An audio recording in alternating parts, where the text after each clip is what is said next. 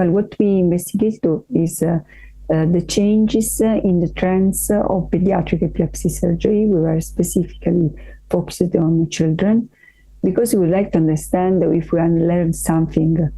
So we could improve, for example, outcomes, complexity of surgeries, and also the number of patients undergoing surgery. So I explored different papers, different surveys, starting from 2004, so exactly 12 years ago, and up to the very last that has not been published yet. And I analyzed the results described in different European and US surveys. So what we could observe is that there were some advances in the pre-surgical evaluation. So there are new techniques concerning, in particular, neuroimaging. So advances in post-processing, functional neuroimaging. There is also a trend for which stereo G, concerning the invasive recordings, prevails over subdural grids. This is for several reasons, because stereo G started in Europe. There were, however, some centers where subdural grids were performed also in Europe, and now almost in all centers in Europe, stereo G prevailed over subdural grids, and also in the US. And it's also because it's possible directly treat the patient with thermocoagulations.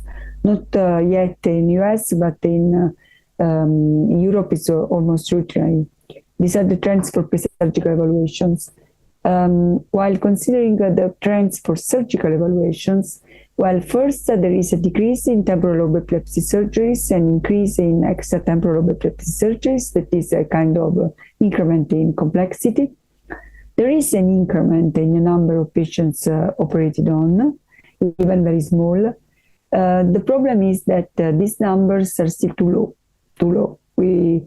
There is also the number of invasive recordings in children is around 20%, because still the patients with a negative MRI are not operated so often during childhood. It's something that you find more during adulthood. So these were the most interesting trends. There are several answers. The first one is there is still many are still afraid about surgeries for complications because of uncertainties on the cognitive outcome, especially in children. They prefer to try all the available anti-seizures medications before treating surgery.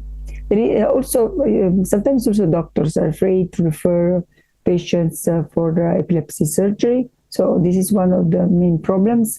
There is also a problem concerning the accessibility, because in some countries, epilepsy surgery centers are located only in the main areas. So you have to access to these centers.